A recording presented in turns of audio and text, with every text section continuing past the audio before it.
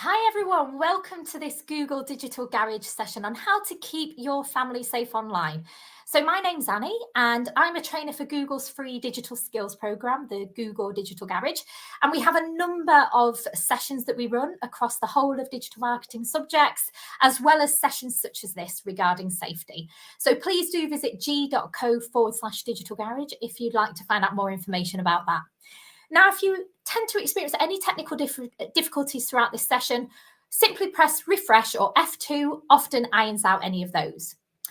So please do keep any questions coming through. We'll have a number of breaks throughout for the more in-depth questions, but we have the lovely Rushane who's in our chat, and you'll be able to see and understand who she is from the little blue spanner next to her name. And she's also a digital garage coach and will be there to answer all of your questions throughout. So today we've come together with Internet Matters to reinforce what is a very important partnership between Google and Internet Matters. They seemed like the perfect partner to reach to in regards to this topic. And with Google's deep understanding of the internet, guided by the parents' knowledge and the expertise of Internet Matters, we've come together to help give you some advice. And Internet Matters is a non-for-profit organisation who has one simple purpose, which is to empower parents and carers to keep children safe in the digital world. Now, a carer can be a grandparent, it can be an auntie, it could be an uncle. It's anybody who is assigned the care of a child. And so we are here to help any of you that are doing that job. So today we'll educate you about web safety and what that means for your family so that you can feel more confident about what is happening in the digital space. The world has changed and many of us have not grown up with that digital space. So it can seem quite daunting when we think about our children going out there in the world and using it freely. So this session is aimed at anybody who's interested on keeping their children safe, and we will go through this now. So we're going to look, we always tend to go through steps when we do our sessions, and we're looking at 3 steps today. And the first is looking at an introduction to online safety. So this is where we discuss the power of the internet, because the internet gives us many opportunities, but also we do have to be vigilant with it when it comes to protecting ourselves and children online. And there may be some areas of concern that you have that you'd like to raise within this session. We also know lots of people that have had these concerns, and we're trying to touch on the main ones during this session today. The second point that we're looking at is how to keep the children safe. So we're going to dive into some specific risks during this session that children face, and also introduce to you some tools that can proactively help to combat these and have great conversation starters, which is one of the key things we need to look at in terms of provoking those conversations and enjoying those conversations with our children around open discussion points, including what we do on the internet.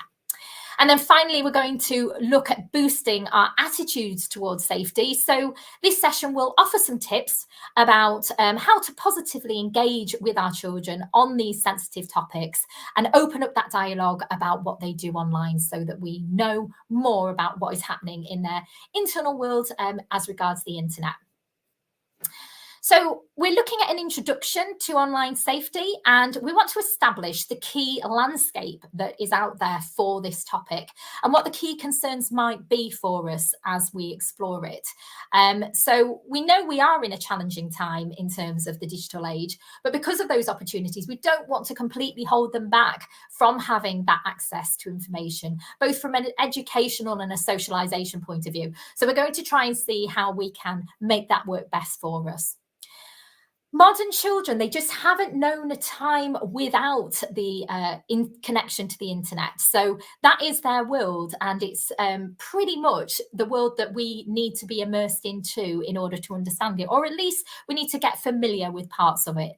Because some of our fears will be because of our lack of understanding of how it works, and some of it might be because we still have things to learn in regards to what they're doing there on the internet as well.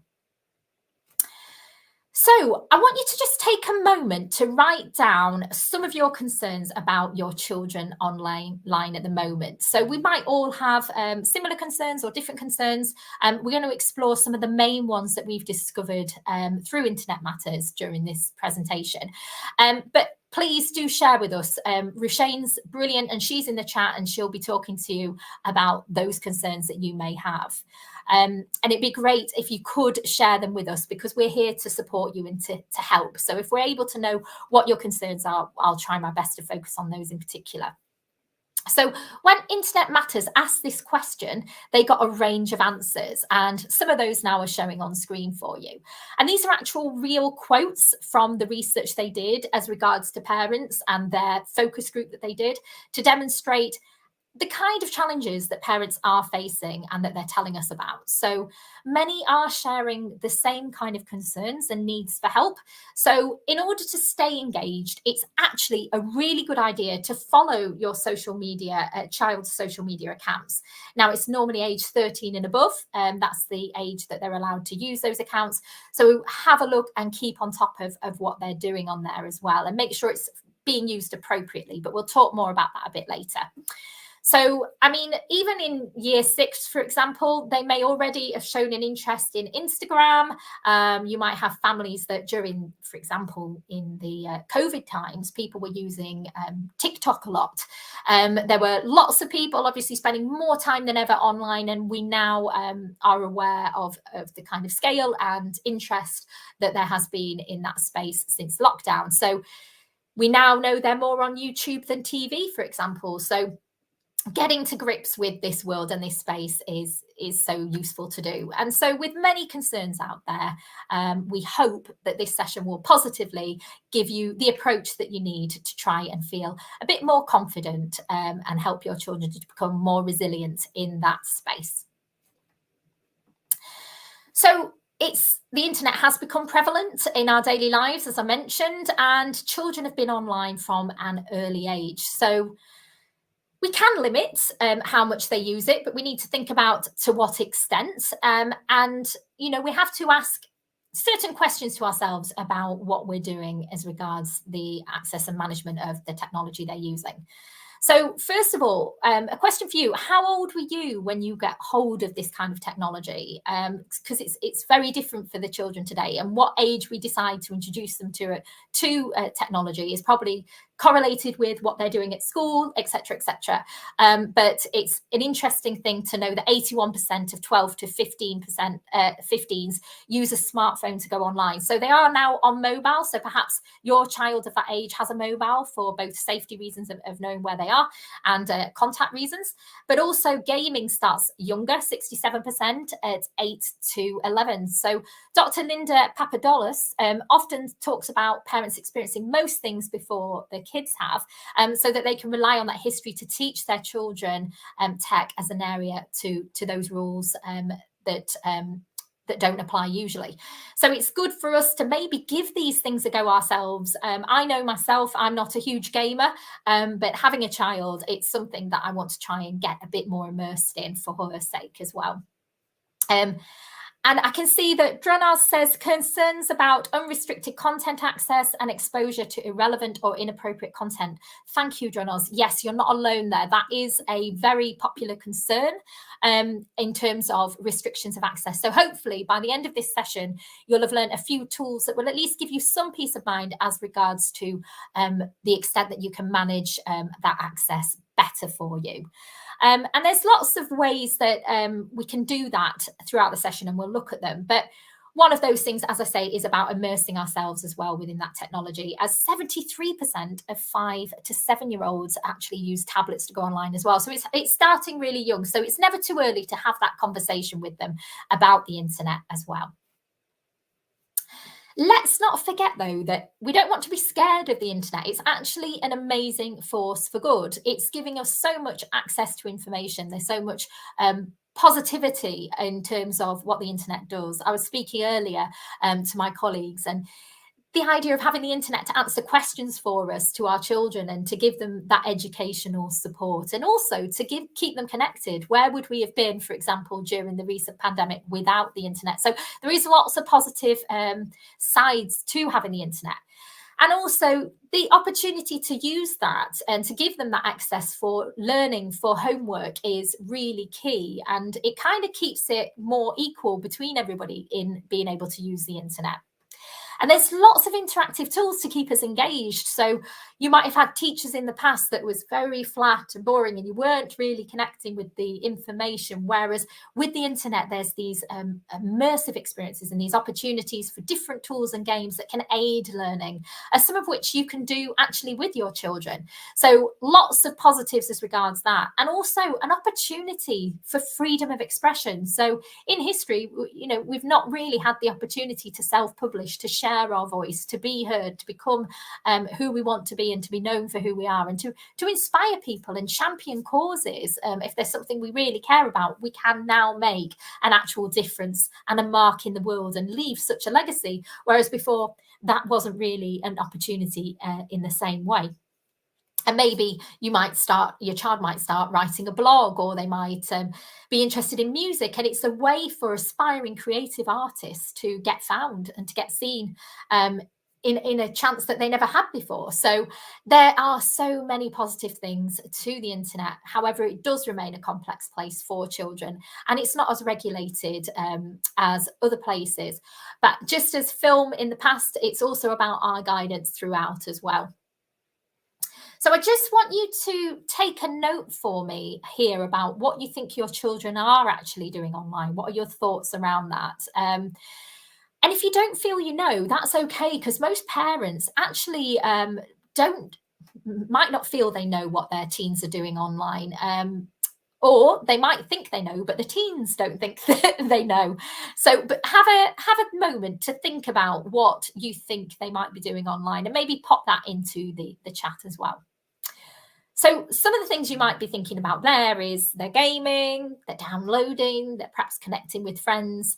And, you know, I suppose my question to you is, do you feel that you have a complete handle there on what they are doing and what they are accessing? And so many of us feel we have a firmish grip on what they're doing, but we're going to look now at a few examples of what they might be doing. So here we're going to see, first of all, how they access the internet. So 26 times per day is often how the child posts, how many times the child posts on social media. So this is, you know, a really high level of internet interaction with the social media. And the average daily screen time is actually 3 hours and 15 minutes for a child. So that's actually a completely different world. It's like the world offline and the world online. And while they may merge, they may also have two separate worlds going alongside each other. And 3 hours and 15 minutes to a shorter day as a child is quite a chunk of their lives. And it has become, as a result, a fundamental part of their world.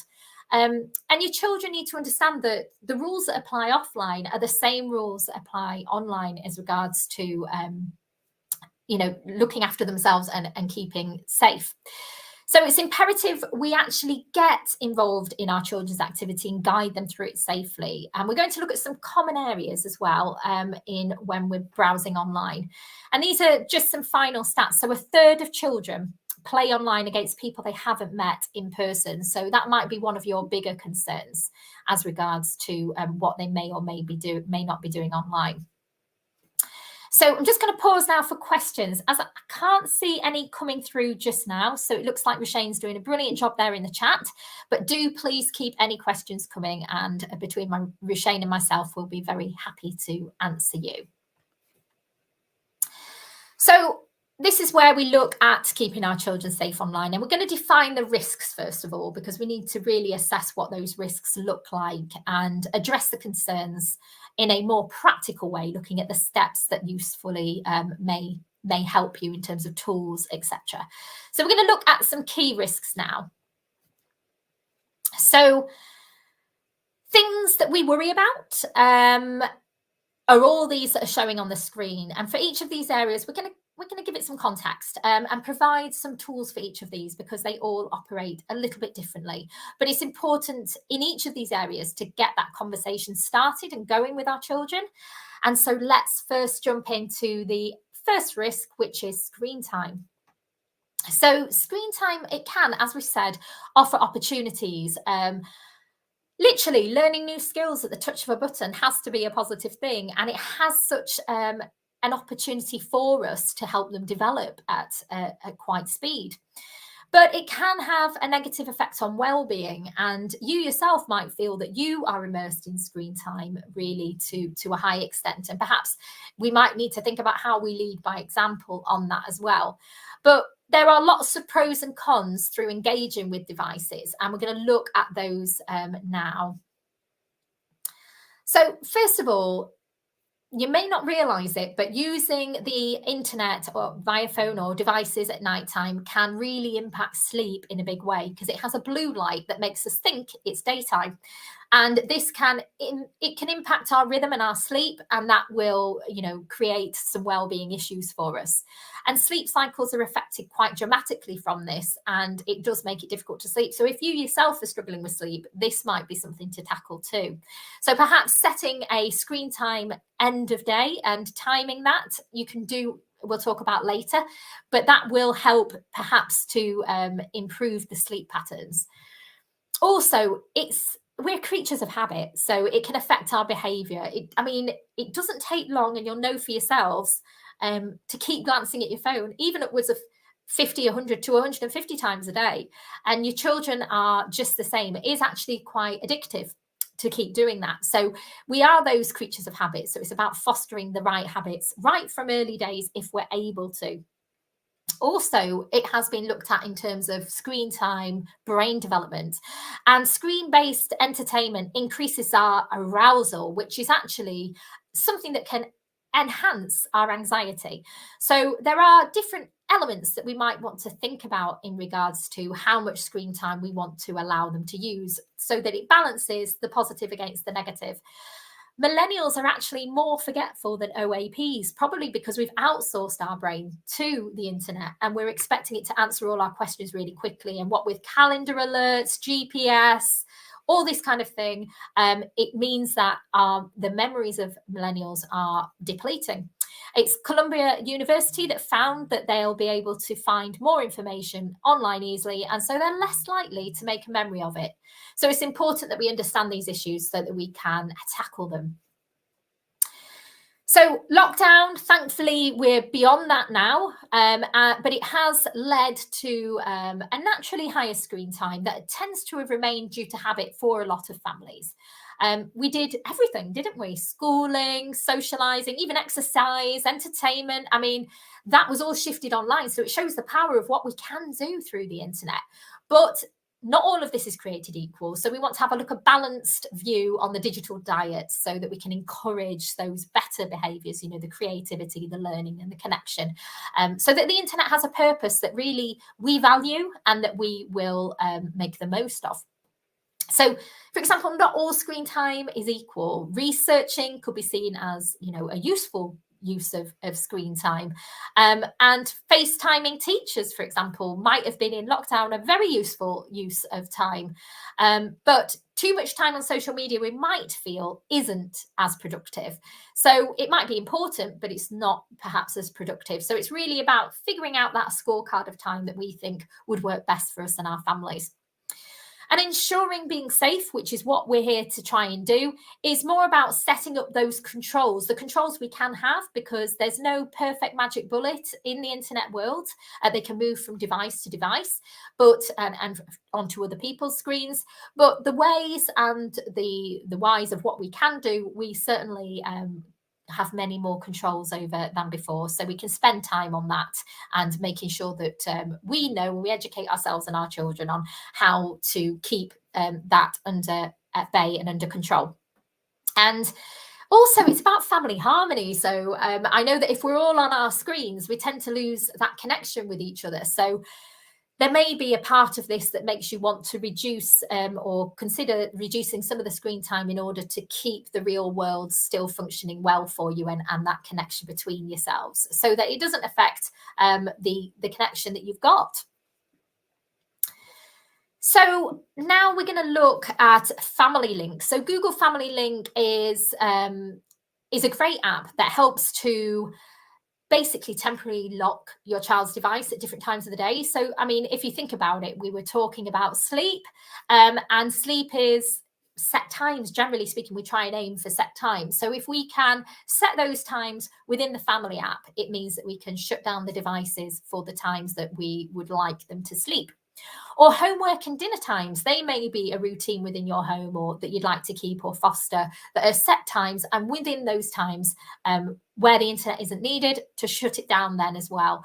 You decide what is the right thing for your family and your screen time, and the family app will respond to those commands that you give it in terms of the times that you want to set. So it's a great tool, but if you feel like you'd like to have a bit more control, a game like it, in say like a game like experience, we're going to show you how to do that too. So this is the Forest app. So this is a more game-like approach. And I know children in particular, they respond well to gaming because it's more fun, and we often learn best when it's playful. So apps like Forest, they actually build beautiful forests. So it's a really nice message within it. And the longer you stay off the devices, the more the forest builds. So it incentivizes good behavior. So it's certainly worth looking into. And it's free, and it works on iPad, iPhone to run on all access to screens. So these apps are incredibly helpful if we're wanting to build the right sort of attitudes and behaviors towards these devices. So how much time should your child spend up on their device? It's really, to be honest, up to you. But there are ways to help set those limits, as we've mentioned. And not all online activities are equal. So taking time to think about those activities is key. First of all, as I said, being a role model. I know I myself, one of my resolutions is to be a bit more reduced on the screen time because I work in that space as well. But it is, if we want our children to do that, if we can show them the way, they will mirror that behavior where possible. And set those examples on, making charge of a quiet tea time. It's certainly going to be better for us as well during that time. Encourage them to do other activities than yourselves. So, whether it's to play with friends outdoors, that doesn't seem to happen as much anymore, but picking up a magazine or a book or a board game, trying different things, because it's nice to have variety, and variety is what drives all of us. And getting us to just unplug and to play more is not a bad idea in general.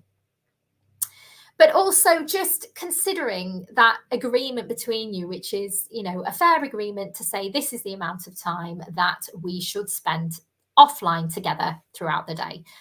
And focusing on the activities that we decide are essential as a priority, and putting that first. So we're going to look now at what the experts suggest. So sometimes your children may stumble across inappropriate content, and I know that Drunoz has been concerned about that in the chat. And this can happen by accident. It could be downloaded as an app on our device, or it might be through friends that are chatting and they're sending something through. It might be through Bluetooth, or it might be through something like Apple's AirDrop. But let's look at some kind of content they may come across that could concern us. So there's different kinds of inappropriate content, and it obviously is going to depend on their maturity, their age, as to how they're going to react to that content. And it can be difficult to monitor, as I say, because they could be mobilizing themselves between other people's devices, and anything that's internet enabled, they may come across this information. Just as back in the day, if we had an 18 certificate film and your daughter went to the friend's house, there was access there, but it's just more accessible than ever before. And as ever, a child's curiosity tends to take hold, and it's a delicate one to manage, but there are some programs out there, thankfully, that help to raise awareness of this. So it all does start with that conversation, and as soon as possible, as young as you can, as regards to, once they start using devices, really, as to the boundaries around the internet. It's good to give them strategies as well on how to cope with anything they might come upon, just as if they were out in the real world, and people that they may feel uncomfortable around, we might want to deter them from. So really those strategies through family agreement about, if you come across a website or a picture or something that disturbs you, to come and report to me or to a teacher, for example.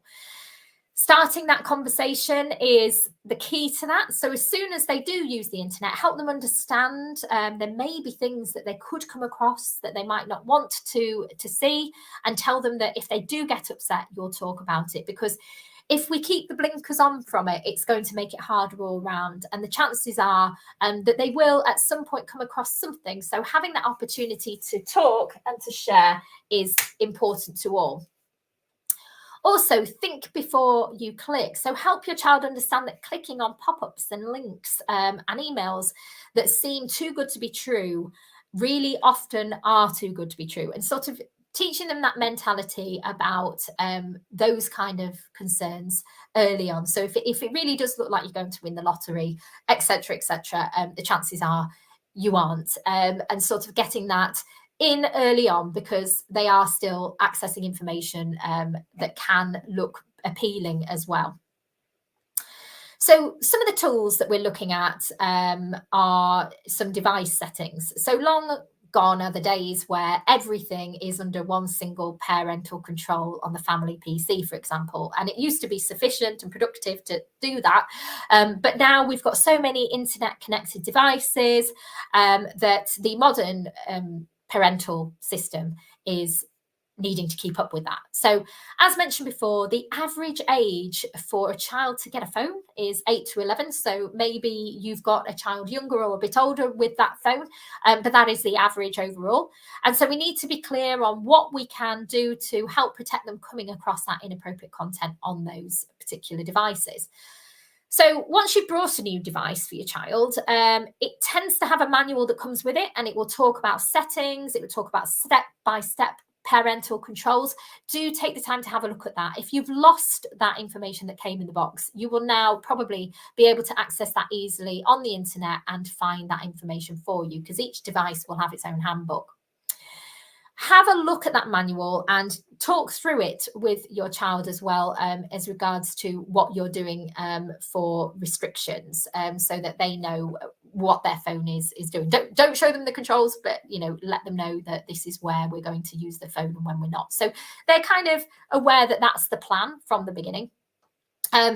Apple's actually also recently announced the new screen time feature, and this is a way of scheduling their screen time on the Apple phone and seeing what they're doing online. So that's a useful tool to have.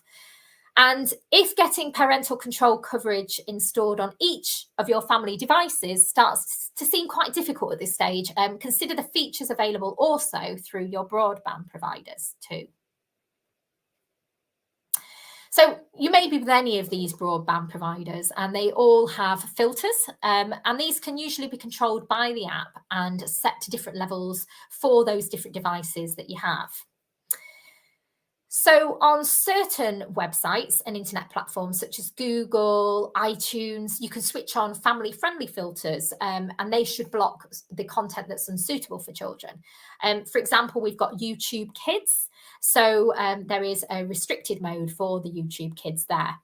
Once again, it's not flawless, nothing is, and it makes sense to use this alongside other parental controls. These protections are much more useful for very young children, so really below the age of 7 or 8, because as they get older, they'll start to figure out how to use these things. And the curiosity, as it gets the better of them, they'll start to be able to work out how to turn that filter off. So just bearing in mind that those conversations are all important as well as the tools. And outside of these sessions on the web platforms, you could also consider the web browsers you use. So for example, if you do use Google Chrome browser, which is a free browser, then you can get that as a free download, and it will give you an opportunity to keep better protection through account profiles for supervised users and also managers. So you'll get complete control then of what's happening on the internet. So that's the Google Chrome browser that you can download for free, and it's certainly worth using. So we've just looked at a few selection of tools. There are others out there, but let's have a quick recap. So YouTube Kids, as mentioned, this is a specialized video app, and it's tailored, it's made through content creation for that audience. And it's got specifically curated content so that we can have parental controls, filters, and make sure that it's the best experience for the child and for you as a parent. And it's really built from the ground up with those children in mind so that they are getting what they're hoping to achieve from the experience. But it also uses Google's powerful systems to filter out content that we don't want our children to see. So there is a real benefit for the younger children in using YouTube Kids. Smartphones, so we've talked about boundaries, and that's a key point with all of this, but also with their first connected device, whether it's mobile, tablet, laptop, or console, once they have it, it can be more difficult to change the way they use it. That's why we suggest setting those rules from the beginning. If you switch to a new broadband, for example, so you go from Sky to another package such as BT, you'll have an option to look at content filtering and to block adult material, which is a useful thing to do. And just remember, it doesn't mean that all bad stuff is blocked though, so you can't really completely forget about it. It's important to still remain vigilant around the content they're accessing, but at least you can feel a little bit more at ease with that by having it in place. And safe search. So remember that services such as Facebook, YouTube, as mentioned before, they have a minimum age of 13. But some people do try and usurp that and get in earlier. But try and get an agreement between yourselves, perhaps with the school, with your friends, about what age you're going to allow them to use it. It doesn't have to be 13, it can be older.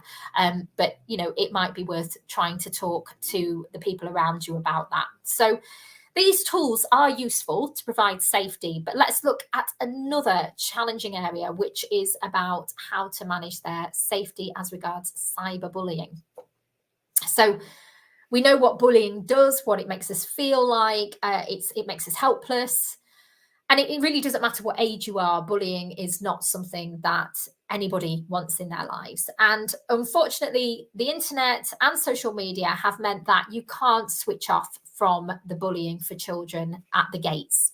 So where in the digital world, bullying is taken into the home, it used to be left at the school gate. So it's actually encouraging people to become more anonymous in the way that they're communicating online, and they're hiding behind the screen, and they're saying lots of things that aren't necessarily positive, and that's where cyberbullying comes in. But it doesn't just take place on the street. It can encroach to those using the phone. It can encroach onto the internet. So it's often used, however, as an extension of face-to-face bullying. So it rarely happens in isolation by itself. So there is a trigger outside of the internet often with cyberbullying that we need to tackle.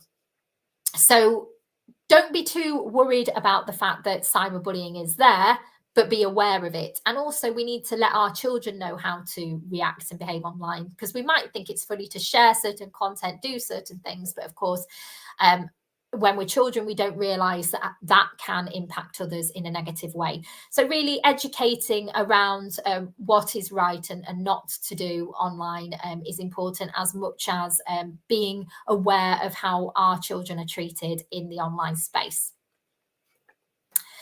So the fact is, children are spending more time online, and they now have a negative experience at some point. And I suppose a lot of us do, even as adults as well. So about half of all cyberbullying comes from somebody known to the victim. So it's just, now we know about it, it's more important that we have a conversation about that, because especially those that are heavy internet users. So for example, children aged 12 to 15, that particular age group as well, who tend to spend, say, 10 hours on social media, they are twice as likely to have been bullied through this platform. So again, screen time on the social media aspect, by reducing it down, can also reduce down the risk of that kind of behavior happening as well. So you'll hear different words used in the context of cyberbullying, and it really does help for us to understand what these different terminologies mean to us for our children. So harassment is targeting an individual or a group, and that's using offensive messages which could develop, such as cyberstalking. Outing, so this is publicly sharing something personal or of embarrassment to an individual that they wouldn't want to be shared online, such as photos or videos. Trolling, so this is a deliberate posting of provocative or insulting messages such as racism or misogyny of an individual. Catfishing, so this is where someone actually steals somebody else's profile and they use it to try and set up often online relationships. Roasting, so this is actually ganging up on an individual online and sending abusive, offensive information and waiting until that victim does crack. And griefing, this is abusing and angering people through online gaming. So lots of terminology. And if they are affected, if your children are affected by cyberbullying, there are places that we can go for help and for advice. So here's some do's and don'ts for us. If you do become aware that this bullying is taking place, there are a number of things that we might want to try to do straight away. And there's a number of things that we want to try and avoid. So the first is to find out why. So we want to try and establish the facts around the incident, just as we would in the real world. Keep an open mind, listen to what's happening and to what's being said, and discover all the facts around the situation. Talk it through. So talk about the blurred line between uploading and sharing content because it might be funny or it might get likes, as versus to how that will create potential hurt or offense to some people. Teach by example. So modeling that behavior and encouraging that positive behavior will help the child feel praised by that, and they'll likely take it on board and learn from it. So above all, keep your child in that space of learning about what has happened and think about what you can do differently as a parent or family to share those concerns with other parents and carers. But the first thing not to do is to get upset. I know it's very tempting, but staying calm is going to be the right way to handle this when discussing it with your child, especially as their emotions are likely to be high. We need to be the calm in their storm and try and talk to them about their emotions and work through those and the situation together. They're more likely then to come to us with anything that concerns them. Don't ignore it either. So take the situation seriously and don't blame it someone else, but take on board what is happening and how to try and resolve it. Don't condone it. So if your child was cyberbullying in retaliation, for example, two wrongs don't tend to make a right. So discouragement of that is important. And don't take away their devices because it could actually provoke them and make the situation worse. We know that curiosity killed the cat. We know that children want what they can't have. So it could actually inflame the situation. So it's important to mention that nobody likes to think that their child could be cyberbullied. But young people can sometimes get drawn into this behavior without even realizing the impact of their actions as well. So now online gaming.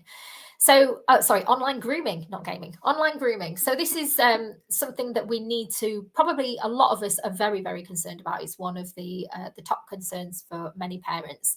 And online grooming is known as grooming, which is basically befriending somebody to take advantage of them for sexual purposes.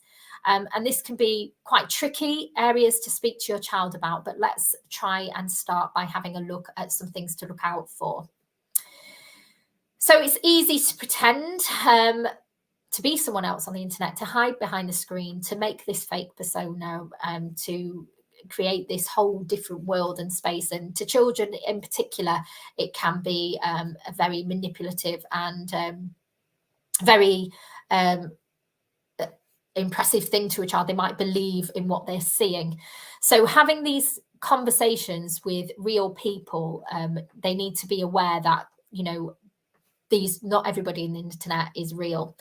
So it can be online grooming can be very hard for us as parents to recognize, because it can happen even when children are at home, and they may specifically warn our children not to worry about it. So the harder thing as well is that online groomers are not always strangers. In many situations, they may have met through family, social situations, or used the internet to build rapport with them. So sometimes they don't even realize, children, that they are being groomed. They might think they've actually got a boyfriend, a girlfriend, and, it can feel very real to them. So it's a sensitive topic all round to explore and to manage. It will also, as I say, depend on the level and age and maturity of the child as to how how they manage these feelings. And inappropriate content includes information or images that upset your child. Material basically that's directed at adults, not children, and inaccurate information or information that might lead to tempt your child into unlawful or dangerous behavior. So it's important that we look out for what that looks like and to have a conversation about it. So it is a tricky topic. It can be a very tricky topic to talk about. So if you feel uncomfortable doing this, a good way is to say you've read a story about this happening and ask them if they know if any of their friends have experienced something similar. Storytelling is a lovely way to take the individuals out of it, to depersonalize it, and to make it more accessible for all of you to talk about. And here are some examples of the best practice that we can offer. So first of all is talking about the risk. So make sure your child knows that not everyone online is who they say they are. Do that from very early on, because otherwise they may start to believe everything they see as a given. Make sure they come to you if anyone they don't know asks them to be their friend as well. So have that dialogue with them where they can feel that they can ask you if they have been connecting with people that they aren't very familiar with. Agree the rules again. So the rules are an important way to try and control this situation. So tell your child you should never share personal information about themselves to a stranger online. If we can do that right from the beginning, so that they start to know and internalize that that is the way that they manage themselves online. And tell them never, ever to share pictures of their body or even themselves, perhaps online, and the importance around that. And that they must never, ever meet up with anybody that they have met online. That's an important thing to agree the rules upon. Stay engaged. So from time to time, maybe review their social media together, show that it's an open thing and discussion that you're sharing and that you've got an interest in their life while not encroaching too much within it. And you or a family member may want to be their friend online just to see what's happening, particularly when they're younger as well, just to see the behavior and see if they're understanding those rules that you've agreed together or whether you need to revisit anything. And if you do friend them, watch and observe rather than taking part. Let them live their lives, but just keep a safe, curious eye on how they are. And many of you will have a firm grip on your children and what they're doing online. So here are a few examples, however, of what they might be doing if you're not sure. So the best way to deal with grooming is to prevent it happening by making sure that the child firstly is well informed, but also using privacy settings on social networks if you feel unsafe or worried. In particular, look at the very newer platforms, the ones that you think may not be risky, and if anything looks a bit new that you hadn't known about, investigate them and feel free to look into any platform they're on and check the settings, and if you're not satisfied, to suggest perhaps looking at something different together. Start the dialogue with them early and teach them how to be safe online. And remember that the minimum age is 13 on most social networks, so there's already a law around that you can discuss with them. And if you have any child concern as regards your child, there is a safety centre that I'm sure Rushane will share the link for you in the chat. And that is for the ceop.police.uk/safety centre. And that is where you'll be able to contact them as regards any concerns that you might have. Now we've looked at some privacy settings. We can shed more light now on how to protect information online. So it's important, just like adults, we're at risk of identity fraud. So it's important that children know that their identity might be stolen. It doesn't take much for somebody to collect information and to use it. So it can be difficult to maintain a child's privacy, as they might not understand what information is safe and what is not online. So there are default privacy settings on sites and devices they're using. So let's have a look at some of the things out there that we need to be aware of. So if a child's identity is stolen, it may be noticed not for many years to come. So it could lead to the child being a victim of blackmail, grooming, or bullying. So if you suspect that their identity has been stolen at any point, get a bill for something they haven't ordered, for example, or if they start to get emails from an organisation they don't recognise, or they get letters, for example, from the government as regard tax, etc. If you do start to expect that it's been stolen, then we need to look at building those relationships with the website providers, with the companies they've been using, and changing the passwords, and also letting them know what's happening. So here's a few things to help keep our children safe online. So first of all, again, we look at the privacy settings. So this is where, even on any single social networking site, they have to agree with what they'll share and with whom. So there's different settings that we can look at to make sure that we are doing that in the way we want it to be done. So it's not public, for example. Checking those device settings as well. So going back to the smartphone, the tablet, the different devices we use, and to see whether they've got location sharing, or if they've got contacts, photos, calendars, Bluetooth, microphone, video, for example. We might want to keep them away from advertising and videos and microphones for different reasons. So there are safety pages that you can look up on Google that will tell you more about how to manage things with these devices. Find out what's already out there. So have you ever Googled yourself or your child's name? Google your child's name and see what information is already out there about them. And then you can also use platforms such as DeSeekMe to check their online exposure. So try and find out what is already in the public space, in the public domain about your child, and have a look.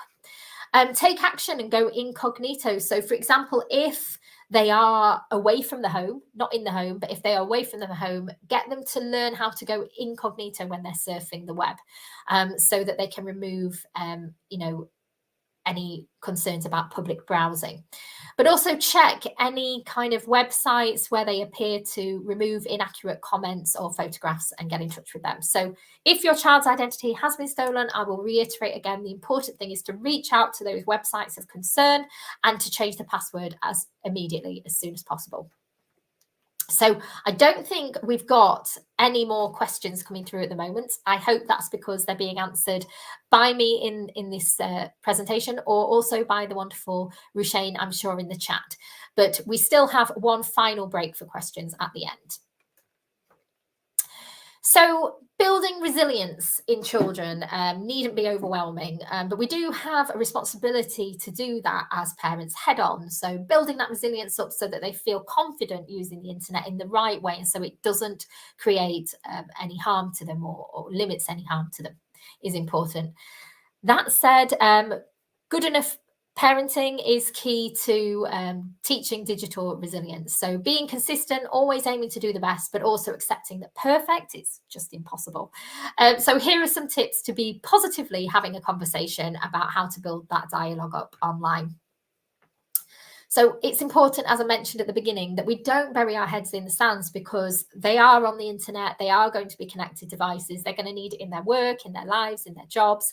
So we need to get familiar with it and help them to be familiar and confident with it. So when parents say, I don't like social media, I don't do Snapchat, I understand that, but it's akin to us letting the children go across a busy road without training. So we're missing golden opportunities to keep children safe and informed.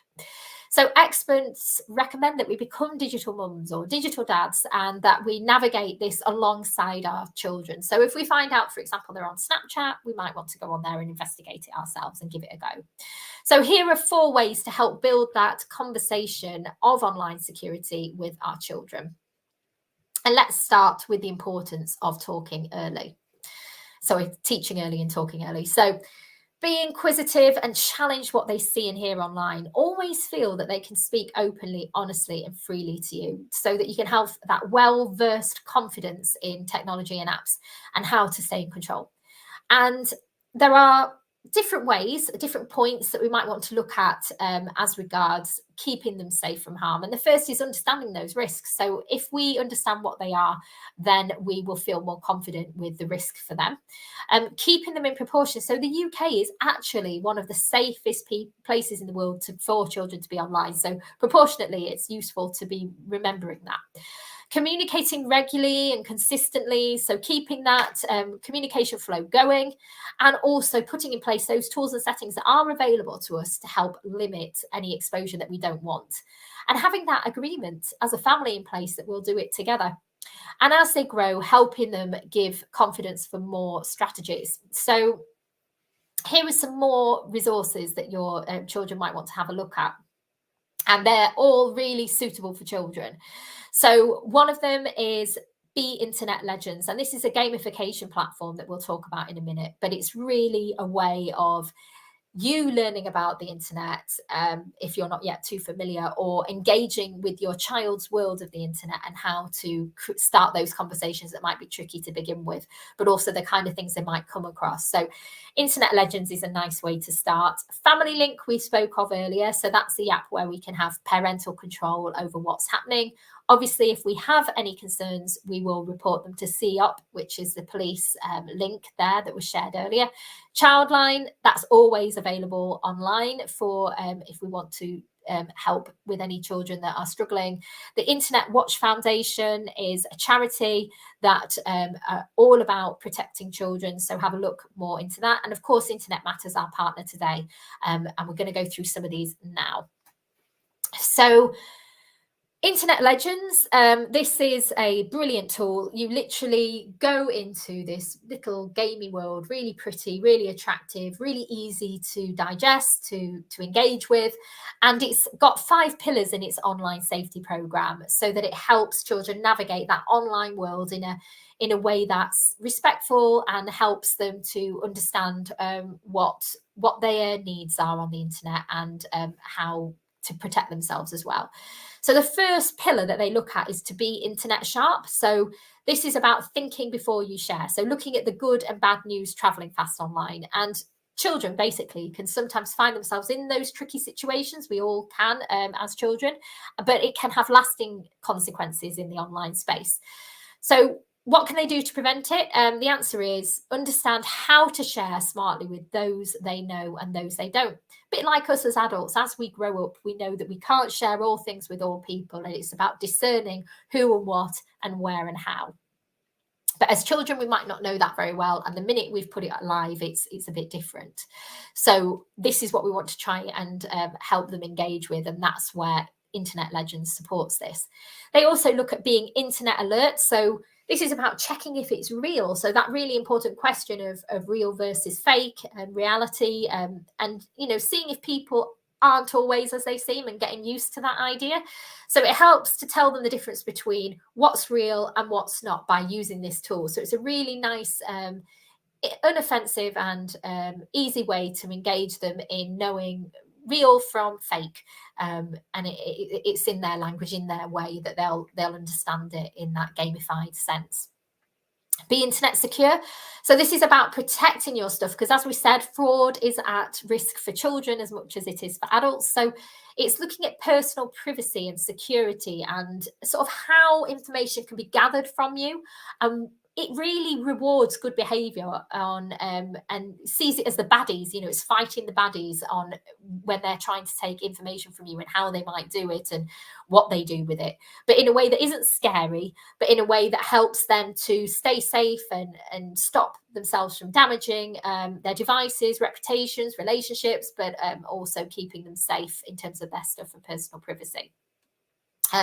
Be internet kind. So that's their 4th pillar, which is about respect for each other. And much as in the real world, that's an important thing for us to have. Online, it is amplified. So it amplifies everything, what we do and say online, and good things can seem more exciting and other things can seem much, much worse online, and they can hurt a lot. So a great rule to live by online is that treat others as you would like to be treated yourself. So it's all about setting that good behavior, and children can have a really positive impact by others and to others. And it can stop bullying overall in its tracks by refusing to join in and to have that opinion of treat others as you want to be treated and being strong in the resolve.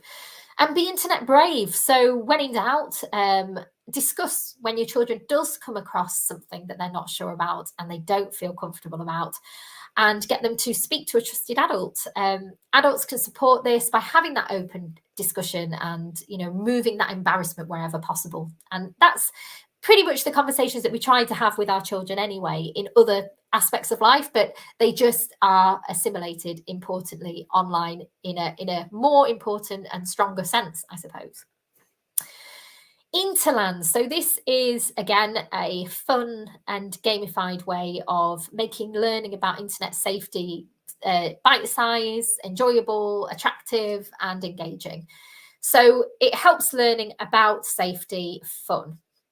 Here, children will help their fellow internauts combat badly behaved hackers, for example, phishers, oversharers, bullies, by practicing the skills that they need to be confident online explorers. And I think this is a really great tool.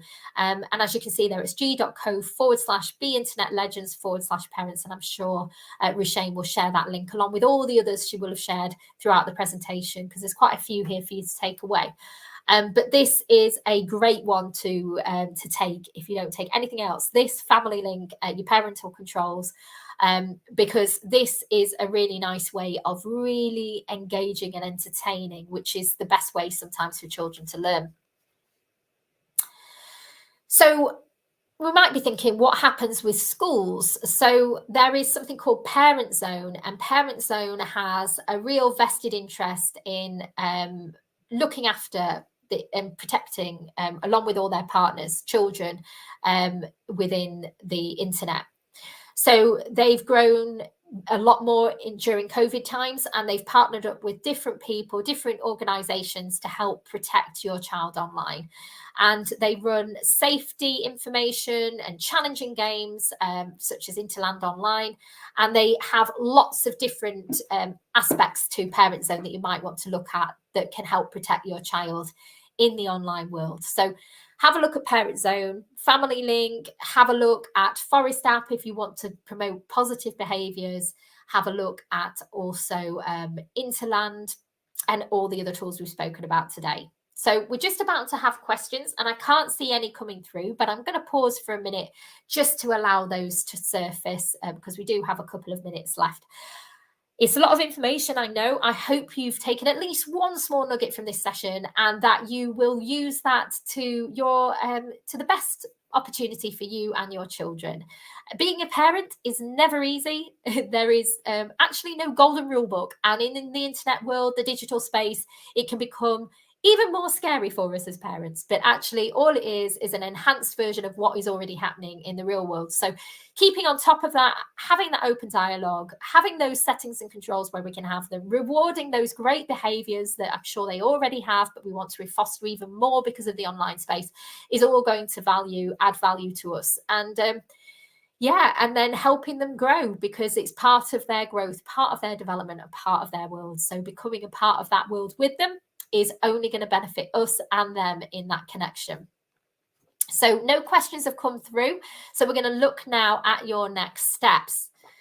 So please do visit the Google Garage. That's g.co/digital garage for all our other sessions that we have. We also have online safety for adults. So you might want to see about how you can protect your own safety. Maybe some of the elements of this session has triggered some ideas about how to protect yourself as well. So have a look at that. And we also cover, it's a new year, new start. So we've got a lot of careers information in there, career goals, and also digital marketing and business information. So lots to look at. So please do visit g.co/digital garage. And also, if you would like to share some feedback from today's session, it's go.gul/digital garage feedback. And all that's left to say is thank you so much for your time and attention, and for taking your family safety seriously and on board. I've been Annie, and I really appreciate your time today. Have the best day. Bye-bye.